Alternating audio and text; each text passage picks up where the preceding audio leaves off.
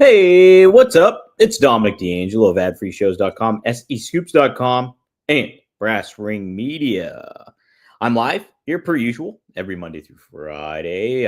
Robert is still on assignment. He will be back Tuesday, so be on the lookout for him then. But he did just send me a new Working Stiff episode that he recorded this morning. So that be on the lookout for that on your Working Stiff feed, if you will, podcast. If you haven't subscribed to that yet, do so. Working Stiff, a great show. Lots of Robert is allowed to say the swears on there. Unlike here, we do not swear on the show unless my brother is on, and then we get reprimanded. We won't get reprimanded here. I won't reprimand the fans and users on here. We got Dre Owens saying Happy Friday. R&I, go Oilers. LOL. Go Oilers. Look, I like Connor McDavid. Don't necessarily mind the Oilers. Don't mind the Oilers. But if you told me to point out where Edmonton is on a map, I don't think I could do it. I know it's kind of embarrassing, but I don't think I could do it. Wrestling Loaded says, Happy Friday, Dom, in chat. Busy weekend for WWE. Yes, indeed. We're going to dive into that. That's for sure. Jake, whoa, back. Finally can make a live show. Been working so much on my own channel that I'm usually asleep when R&I is live. Well, good for you. Keep at it, man. It's always a grind. I would not say do not expect results immediately. It's really about consistency, and even that won't get you it sometimes. You have to just do it because you like doing it. Fortunately, Ad Free Shows giving me a platform that already had a little bit of notoriety, and on top of it, too, Robert has a very huge X following account, so that helps out get viewers and get an audience in. So, but yeah, it's really about making things interesting and trying to create a little bit of an audience. It takes a lot of time. So hope you're doing it and you're enjoying it all, Jake, because it's a process for sure, but keep at it, man. The thing is, the reason things don't work out a lot of the times, I mean, sometimes it just doesn't work out, but a big part of that is people just not keeping with it. And so that's the key to do it, is just keeping with it too. All right. What's on my shirt? Triple E, it is Johnny Cash. I love Johnny Cash. Look, I didn't grow up a country music fan as a kid. I had Dean Martin, Frank Sinatra, Steely Dan, Cat Stevens, Jim Croce. Later got into the Strokes. Later got into Third Eye Blind, the Killers, but did not have country music in my household. And then once I got into college, I think I took a history of rock music class, and I started appreciating country music a little more. And one of those guys was Johnny Cash, and I really, really got into Johnny Cash big time. And then I opened up to a little bit more country. If you guys haven't checked out yet, I would say Charlie Crockett is awesome. Charlie Crockett, look him up. He's a new country artist. He's been around for a while, but he's a younger guy. He's about my age, and he plays some old school, really like not your mainstream kind of country, but like classic kind of stuff with a good style on it. You could play some good Red Dead Redemption to Charlie Crockett. Let me just put it that way. All Jake says, appreciate you, Dom. Thankfully, it's still super fun to do. We've created something different. I feel like trying to be like the Dick Cavett of this world. Oh, I love it. Yes. So already, if you make a Dick Cavett reference, you're doing something different. So there you go. All right. Well, WWE is doing something different this weekend, right? Obviously, we have Money in the Bank, but we also have When Worlds Collide. They got to get the Power Man 5000 music, right? They have to get it. It's unacceptable if they don't, right? I would say you have to fork the money over to get When Worlds Collide as your theme music, or you're missing out on a fan base that many decades old at this point. Hold on, I'm trying to pull up the card here and see what we'll cover this first before we cover Money in the Bank. Let's take a look here. So When Worlds Collide, also known as NXT When Worlds Collide. So yes, first event was in 2019. Can you tell I'm just reading Wikipedia right now? Okay, so here we go. Boom, looking it up. It's at the Kia Forum in Los Angeles. Let's take a look at some of these matches. So we got Legado del Fantasma, Santos Escobar, Angel, and Berto taking on El Hijo de Dr. Wagner Jr. Wow, that's easy to say. Pagano and Psycho Clown. It's a 6-man tag match. I think this is a match where the ladder goes over.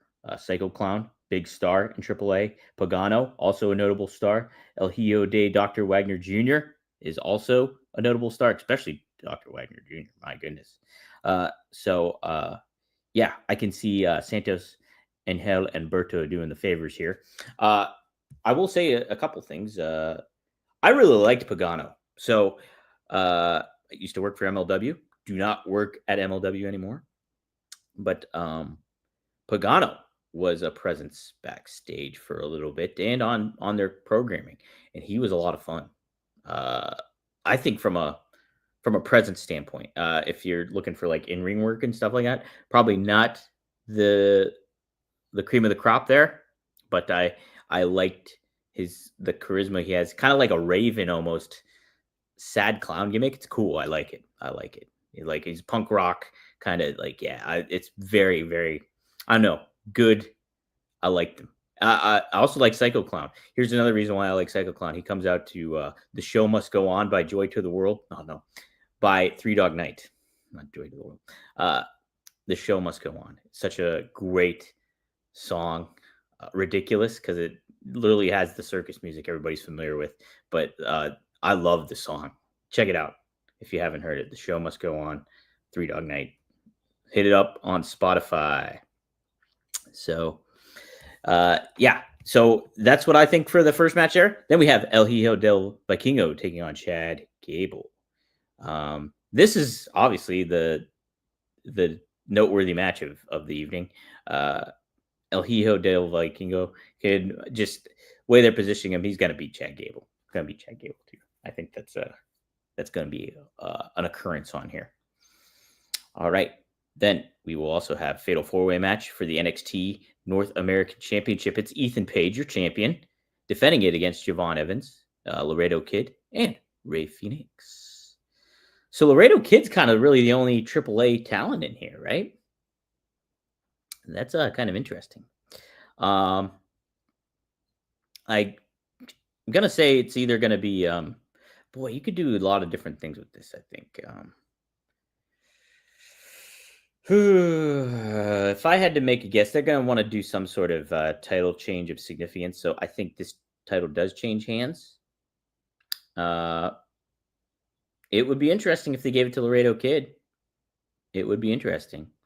Would they bounce Ray Phoenix back to or into NXT? I don't think so.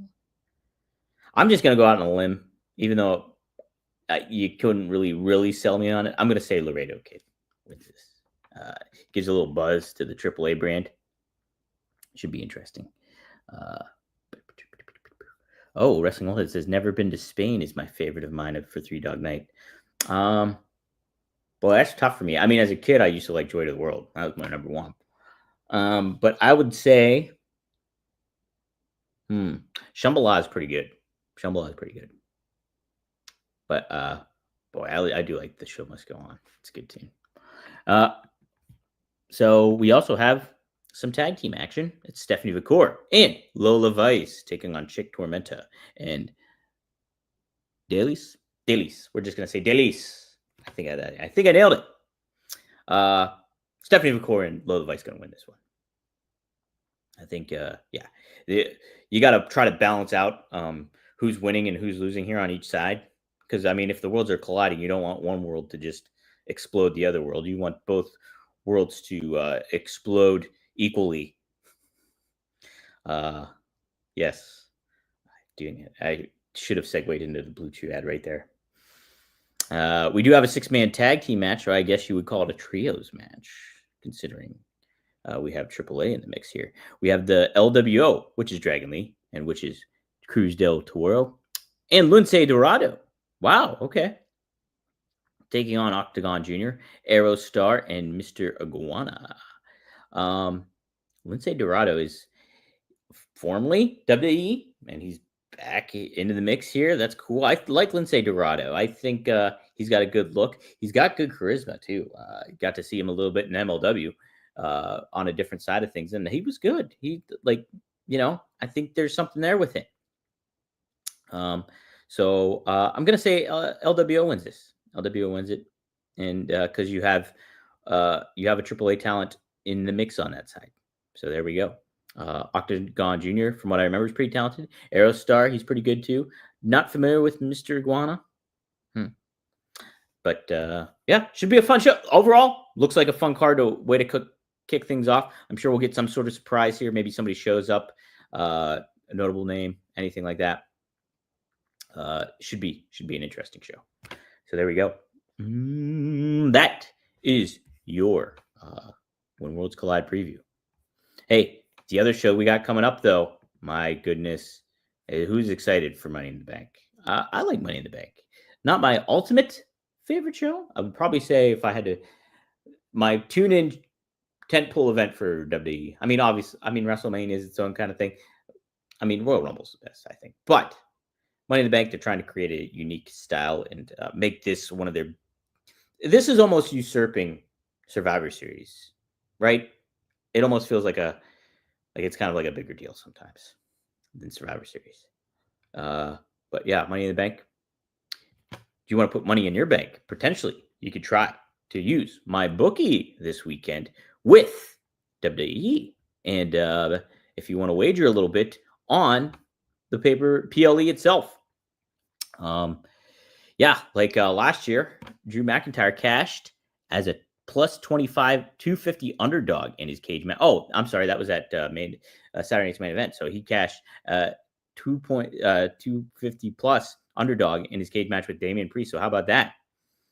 So it could have been an underdog thing that could take, even though Priest walked out on his own. So that shows you the odd difference that can kind of go on. If you backed him at my bookie, you tripled your money. So there you go.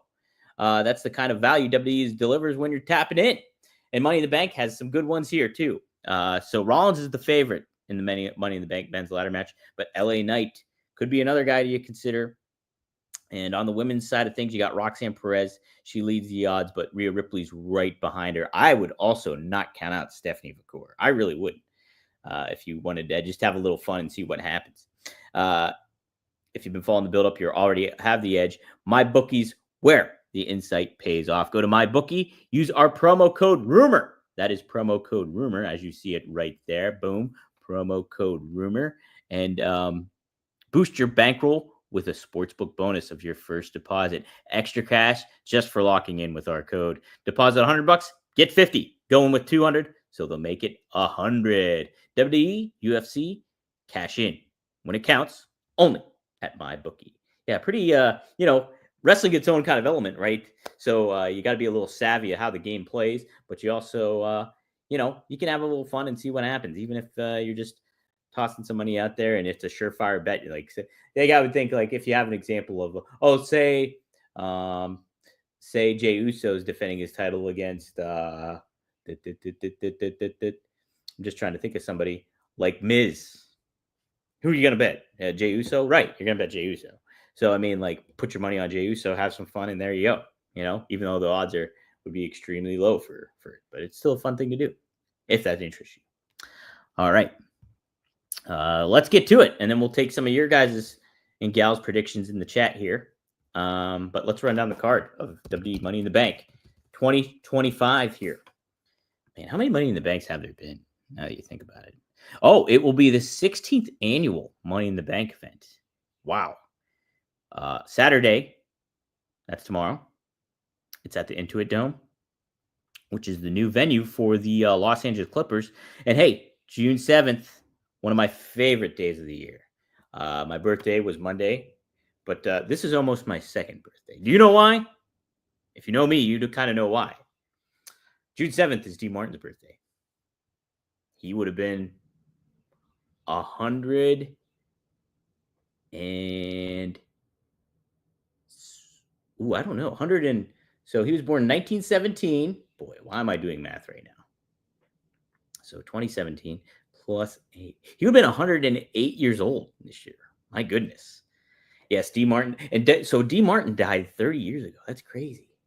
He died on Christmas Day, 1995. So Christmas Day this year will be 30 years since he died. I remember when D. Martin died.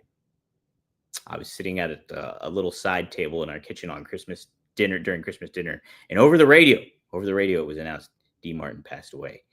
my dad was flabbergasted. My goodness. It was like we lost a family member. So June 7th, D. Martin was born, Steubenville, Ohio, just up the road from Pittsburgh here. And so my favorite guy of all time. All right. No, I went off the rails there, but what'd you expect when you got me on a solo show? All right. Let's take a look at this card here. Look, 4 matches announced. I love it. I love it. This is how you handle PLEs. Double or Nothing was great, but it's a long time to watch a pay-per-view and still be invested with all the talents in the show. Now, AEW did the best you could possibly do with that. But I do think they would have immensely more value if they shortened those up a little bit. At least a little bit. Meet us halfway, huh? But 4, here you go. I mean, we got Lyra Valkyria defending her championship against Becky Lynch. There are some stipulations here now, okay? It's a last chance match for this Intercontinental title. So if Lyra loses, she can no longer challenge for the title as long as if Lynch loses, if Becky Lynch loses, she can no longer challenge for the title as long as the Valkyria is the champion. Now, if Valkyria loses, she will be forced to raise Lynch's hand and acknowledge Lynch as the better woman. Wow. What do you guys think about that one? I think, without looking at the chat, I am thinking that it's going to be Lyra Valkyria is going to beat her. I think Becky's been doing a good job at getting heat for this, and I think she was going to want to do the favors for Lyra. I think that's the story to tell here and to get her over further as a babyface. However, you could also make the argument for Becky winning and Lyra going through a down spiral, and then she can also turn heel. But do you have enough heels, and where's your face and heel lineup when it comes to women's division in Raw? I think if Lyra were to turn heel, she might get lost in the shuffle a little bit. There's a lot of heel top female talent right now. You got Becky, you got Liv, you got Roxanne Perez. You're pretty well stocked in the women's heel department on Raw. Dre thinks that Big Time's Beck is getting that IC title. Interesting. I think if you have Lyra win, you establish that a little bit more. But oh man, now I'm starting to think though a little bit too at the same time. If Becky wins this title and Seth wins Money in the Bank, you got and then Becky, you could foresee the connection of Becky joining Seth's faction. You got the Money in the Bank winner, and you got the women's Intercontinental champion. And hey, they happen to be husband and wife. Something to think about. I don't know. Put me in a tough spot here. Lyra did.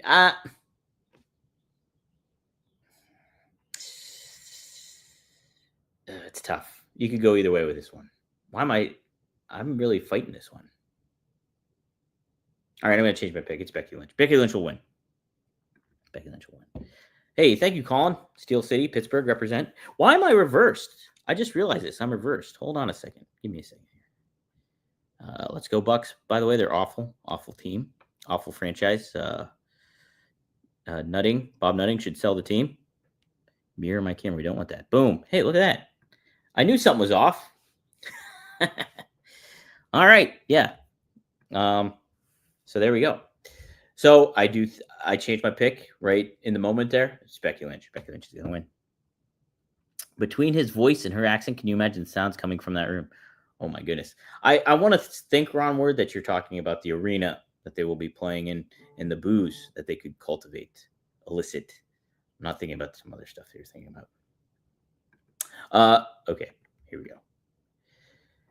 We also have Cody Rhodes and Jey Uso going up against John Cena and Logan Paul. I think that Logan Paul and John Cena will win. I don't think it really hurts Cody or Jey to lose. I know Cody is returning, but I do think you just need to continue whatever heat you can make out of John Cena being your top heel champion, and him winning with Logan Paul, a big YouTube influencer who John Cena has been saying, I want him to take over and win titles because it will ruin the WWE, which was my goal. I think that you just continue that notion. So having them win this match makes more sense. And then they get the win over one former champion in Cody, and then Jey Uso, who is your world champion. So something that I would consider there. Is this going to close out the show? Is my question. Because it'll be interesting to see how they lay this show out, because that could kind of make some teases of what could happen later on in the show. Like, for example, if this Money in the Bank match happens to be, the men's Money in the Bank happens to be earlier on in the show, and you create some intrigue about like somebody cashing in at the end of the show. If you close out with this one and you have Jey Uso laying flat on his back. So something to consider there. We'll touch upon that in a second. We also have Alexa Bliss take on Roxanne Perez, take on Rhea Ripley, take on Julia, take on Naomi, take on Stephanie McCool. Money in the Bank ladder match for the women's championship. So, yes, a lot of intriguing names. I think this match is going to be really, really fun, simply based off the names involved. Particularly, you have somebody like Alexa Bliss who's trying to get back in the mix of things after this return she's made that's kind of been like under the radar, considering she wasn't at WrestleMania and certain things like that. So you have her in the mix. You have Roxanne Perez in the mix. Rhea, who's one of your top women's stars, consistently. Julia, rising star. Naomi with this fresh heel turn still. Possibilities for her with that briefcase. And Stephanie McCool, also very much star on the rise. So, I've been kind of touting Stephanie McCool to win this. And yeah, I think you could make a case for really any of these women to win the briefcase. Rhea, like, it gives her something to do by not having the women's championship, any women's title right now. So it gives her something to almost like a title, obviously, to have this briefcase and walk around with it. I know some people have predicted Naomi. And I know I kind of gave the nod to give Bakor the briefcase. I always just think, and neither wrestling company seems to do this. Like, it seemed to be more of a thing maybe back in the day a little bit more, is just like, all right, let's give this person a shot and have them already. We believe in them, so here, take this title, take this briefcase, take this stipulation, and you are this now. We're elevating you right off the bat because we have confidence in you. I think they could do that with Stephanie McCool. Julia, I'm not as familiar with, but I think you could do that with Stephanie McCool. But you could also do this with Roxanne Perez too. There's a lot of possibilities here. Like, anybody you go with in this match, I think you're okay, to be honest. Like, so if I had to make a prediction here, I am going to go with Roxanne Perez. How's that sound? She is the favorite, according to my bookie. Promo code rumor to sign up and place the bet. So I think it will be Roxanne Perez. I think, you think the tension with Judgment Day and Liv, if Roxanne is your Money in the Bank briefcase winner, very intriguing. So very interesting. Let's see what wrestling is. If the men's bank is a tale of whether it opens or closes, and the fact that you have both world champions in one match is interesting. I think it's done for a purpose, at least a tease. Exactly. So let's talk about it. So we have that match. It is Solo Sikoa versus LA Knight versus Penta versus Seth Rollins versus Andrade versus El Grande Americano. Look, I think they're really telegraphing this in a lot of ways. I think you could make arguments for maybe like a Solo Sikoa to take the briefcase. You could make a little bit of an argument, I think, for LA Knight to take it. Even Penta. But I think Seth Rollins. I mean, he laid the case out weeks ago. He made it feel like it's almost a necessity that he wins this championship, and they've been positioning him, through these qualifying matches for him to be set up to win it. I don't think there's anything wrong with doing the predictable thing. I do wish. I'm curious the incorporation of a Grande Americano in the mix because, obviously Chad Gable's wrestling. I know they're different people, but I mean, like, how did it? I thought, they had a pretty tight relationship, him and Grande Americano. So I don't know, like, it wouldn't. It just. I felt they really should have put Punk in this thing. They really should have put Punk in here in this Money in the Bank ladder match, like, for the simple fact to create a little bit more intrigue. I don't want to be mistaken. Let me go back here and look at what Money in the Bank 2024 had on tap, because I almost felt like Money in the Bank, the men's Money in the Bank, was also very predictable. Let me see, though. Let me see. I could be wrong. I could be mistaken. It could have been. Could have been not as predictable as I thought. Boy, first Money in the Bank was in 2010. That's crazy. All right, let's take a look here. So clicking on it, and then we're going down. Who is in the match? So here we go. Yeah, this is almost. Oh, wow. This even makes me question what they're doing this year. Get this, guys, if you remember. Do you remember who was in the Money in the Bank last year? This is nuts. So Drew McIntyre won. Makes sense. And guess who else was in the match?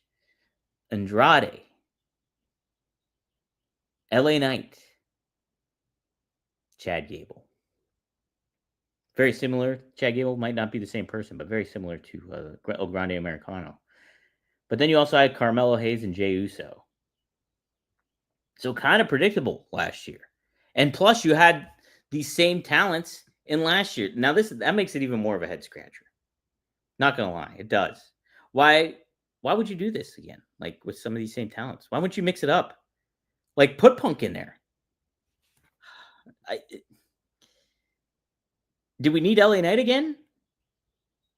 Did we need Andrade again? No offense to him, but, like, create a little bit of different intrigue. This is crazy. That is nuts. And that it just seems predictable. Seth replaced you this year.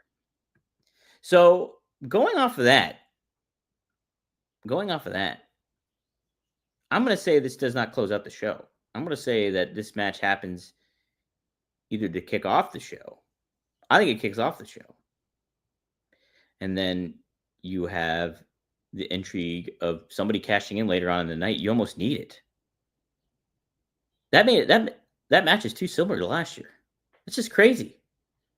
Okay, so there was 5 matches on the card last year. And so the men's Money in the Bank went 16 minutes. Sami Zayn versus Braun Breaker, that went 13 minutes. That was a singles match for the Intercontinental Championship. Damian Priest beat Seth Rollins and Drew McIntyre by pinfall. That went 14 minutes. Then we had Tiffany defeating Chelsea Green in the women's Money in the Bank match in 17 minutes roughly.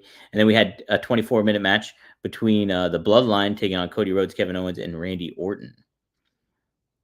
Wow, so it's even weird to think, too, that Tama Tonga and Tonga Loa have been here over a year. And that went 24 minutes. So, wow, what's going to take up the space here on you cut one match. So if you're going to say roughly each Money in the Bank match is going to be 20 minutes this year, so that brings you to 40 minutes. Here, let's take a look here real quick. Yeah, you have that. You have a multi-man tag match. With no, you don't. What am I saying? You have a tag match. It's Cody Rhodes and Jey Uso. So that goes 20 minutes. 20 minutes, 20 minutes. You roughly have 60 minutes for your 3 matches. And then Lyra Valkyrie. Wow. Seems like they got some time to make up here. Like, are you going to make each ladder match 30 minutes, and then Cody and Jay go 20 minutes. I mean, you're going to have some pomp and circumstance, I'm sure. Wonder if they're going to insert something. You know what? They still got SmackDown tonight, so they might announce something, another match. Yeah, exactly. Jesse just said it. They might add another match on SmackDown, maybe a tag title match. Good point. I think that's what's going to happen. I couldn't imagine they're just going in there with 4 matches. So there, case closed on that one. Let's see. Just trying to look at your comments here.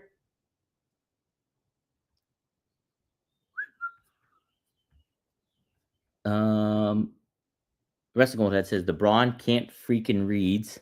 That's pretty funny. Are definitely going to get involved here. I wouldn't be surprised if Bronson Reed doesn't eye Seth Rollins with that briefcase. I think that'd be too soon. Like, I mean, you could kind of do a red herring of having Bronson Reed be a part of this faction, and then he quickly turns. So, yeah, but I think the way they're positioning it, I don't think they would do that right now, unless they outright make him just attack the group out of nowhere. But I can't really see that because you want to try to build momentum for this faction to be really, really strong and unstoppable. So if you already have somebody that pulls a fast one on this group, it's going to make them look weak. So I could not imagine them necessarily going that route. But interesting to think about considering the history with Bronson and Seth. Let's see. Look, there's a lot of Dom talk, not me talk, but Dirty Dom. Like breaking away from the Judgment Day and things like that. Man, what a run Dominic Mysterio is on. Not just from title wins, heat garnered, but even from the storyline standpoint. I know people have seen this meme online where it's the stock image of the guy looking at the girl while he's with his girlfriend. And they do the thing where it's like each one is like Dom is with, I think it's Rhea first, obviously, and then he sees Liv, and then he's with Liv, and then he sees Roxanne Perez. Like, it's pretty funny. So he's a real lady killer from a storyline perspective. It's funny too because he's got the Eddie Guerrero mullet and the mustache, and he's like chicken tendies, but he's like slaying it with the ladies, man.